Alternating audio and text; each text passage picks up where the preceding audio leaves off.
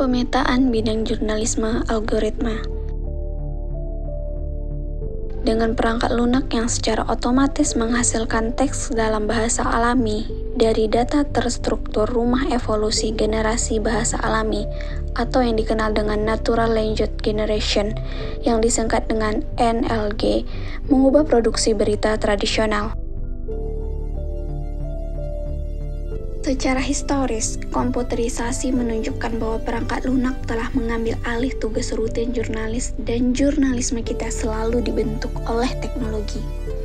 Dengan algoritma yang mengedit, menggabungkan, menerbitkan, dan mendistribusikan konten, proses produksi dan konsumsi media semakin diotomatiskan. Surat kabar berjuang untuk mendapatkan keuntungan pangsa pasar, reputasi jurnalistik, dan pembaca. Perkembangan terkini dalam produksi berita sejalan dengan kemajuan dalam pembuatan bahasa alami subbidang pemrosesan bahasa alami. Jurnalisme robot, jurnalisme otomatis, jurnalisme algoritmik atau jurnalisme tulisan mesin mendominasi media dan wacana ilmiah. Karena meningkatnya ketersediaan data digital. Digital bahasa alami didefinisikan sebagai perangkat lunak dan sistem komputer yang secara otomatis menghasilkan bahasa manusia dan representasi informasi komputasi. Interaksi antara bahasa alami dan alat visualisasi inilah yang meningkatkan keragaman produk jurnalistik. Lalu, apakah NLG mampu menjalankan fungsi jurnalisme profesional pada level teknis? Pertama, NLG dan fungsi teknisnya dijelaskan dalam kerangka seleksi algoritmik di internet oleh model input, throughput, dan output.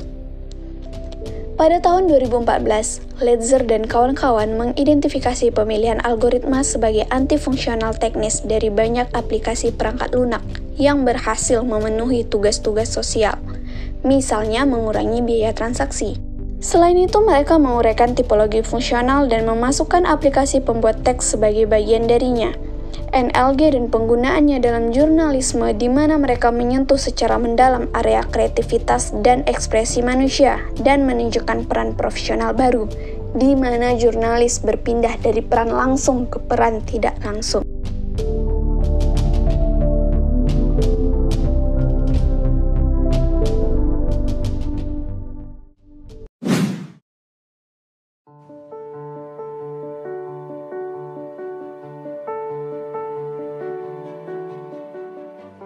Tahap 2, seleksi algoritma dan NLG.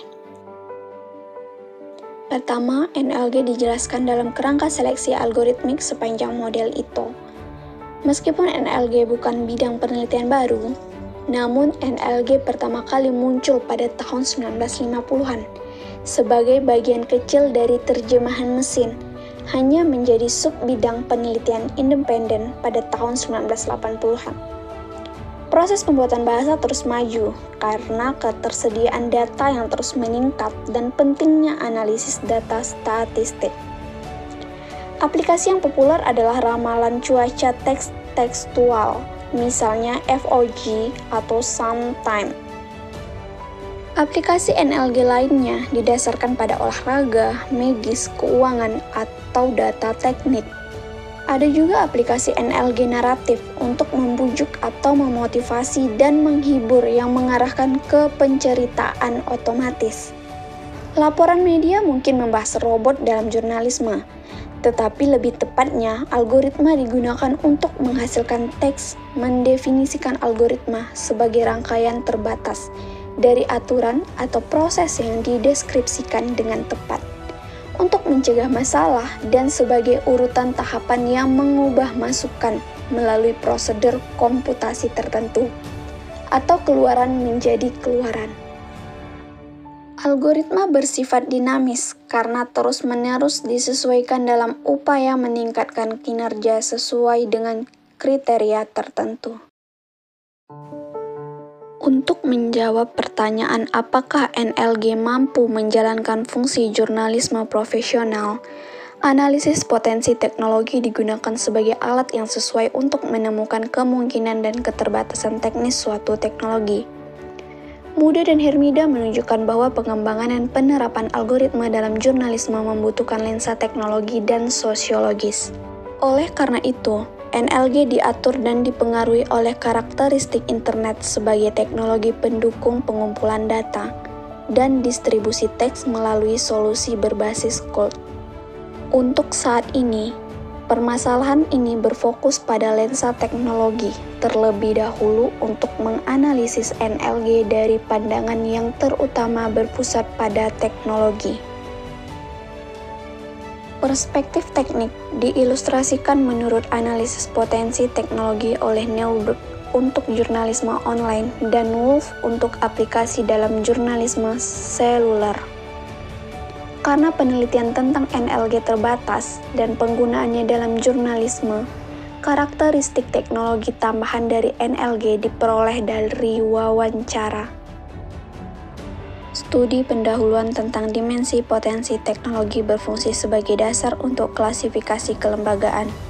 Yang pertama yaitu multimedia lintas interaktivitas dan aditif.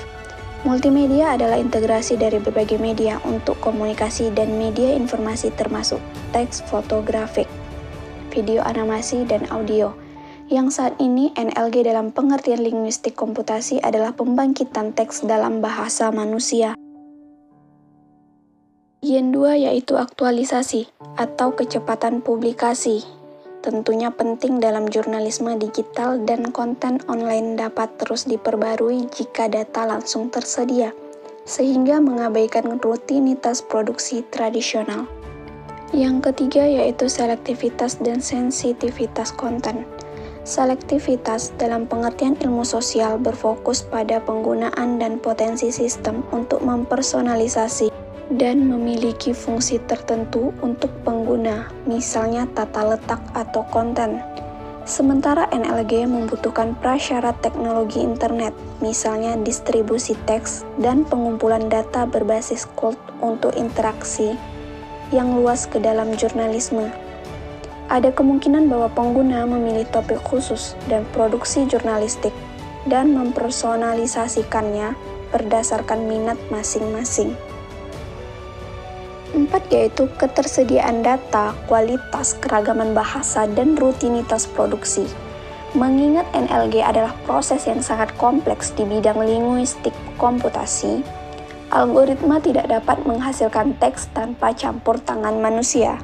Tetapi tetap saja, rutinitas produksi baru ini mengarah pada pergeseran peran jurnalistik. Meskipun proses kerja jurnalistik yang berkembang bukanlah hal baru, proses tersebut seringkali memaksakan tugas baru pada reporter dan editor. Saya berpendapat unsur manusia langsung dan aktif selama proses pembuatan konten dihilangkan dalam jurnalisme algoritmik.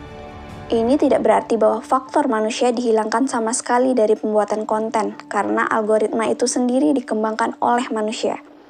Intinya adalah bahwa jurnalis individu di NLG berubah ke peran yang secara tidak langsung. Bagian 5 yaitu informasi relevan, termasuk topik minat khusus. Dengan NLG yang sudah dapat menghasilkan artikel untuk berbagai olahraga, maka NLG juga menambah nilai liputan berita tradisional dengan menawarkan liputan yang sebelumnya tidak menguntungkan, seperti liputan khusus. Selanjutnya yaitu informasi yang dihasilkan dalam organisasi media atau ruang berita. Berita sudah diproduksi dalam organisasi media dan ruang redaksi. Titik layanan NLG dan artikel lengkap juga dapat dibeli secara eksternal dari penyedia layanan. Faktor jurnalistik profesional.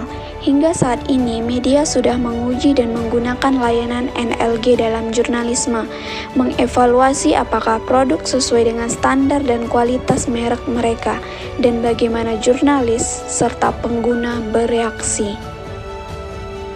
Informasi yang dihasilkan menurut aturan dan rutinitas tertentu.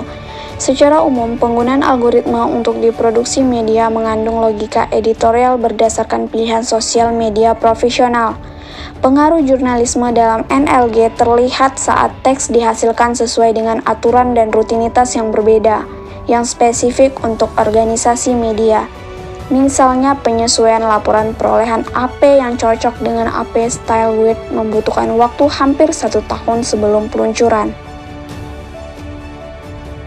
Ini juga sesuai dengan persyaratan jurnalisme yang dilembagakan tipe organisasi media, harus transparan tentang sumber data dan pelabelan teks.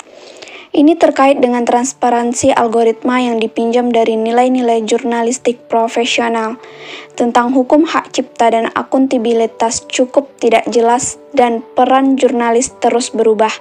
Akibatnya, rutinitas produksi berita pun berubah. Berdasarkan kerangka seleksi algoritmik dan analisis potensi teknologi, mengidentifikasi kemungkinan teknologi dan keterbatasan NLG dalam jurnalisme. Aplikasi jurnalistiknya dikonseptualisasikan sebagai jurnalisme algoritmik, dengan NLG berfungsi sebagai pusat inovasi teknis yang memungkinkannya. Keterbatasan teknis yang diuraikan serta ketergantungan NLG pada data terstruktur tidak mengubah fakta bahwa NLG mampu menjalankan tugas-tugas jurnalisme profesional yang dilembagakan pada tingkat teknologi. Produksi berita tetap merupakan bisnis yang mencari keuntungan. Terbukti bahwa penerbit di satu sisi berusaha untuk mengurangi biaya. Di sisi lain, mereka juga nekat mencari produk jurnalistik baru dan cara untuk memuaskan audiensnya. Wawancara dan klasifikasi ke dalam tahap pasar menunjukkan bahwa jurnalisme algoritmik masih relatif kecil. Tetapi penyedia layanan sudah menekan organisasi media tradisional.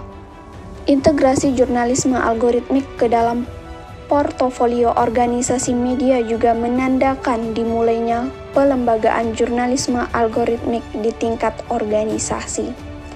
Karena biaya sistem NLG rendah dibandingkan dengan jurnalis manusia, jurnalisme algoritmik dapat menguntungkan untuk dominan minat khusus dalam jangka panjang, dan juga karena kemungkinan menghasilkan berita dalam berbagai bahasa menjangkau khalayak yang lebih luas dan pasar baru.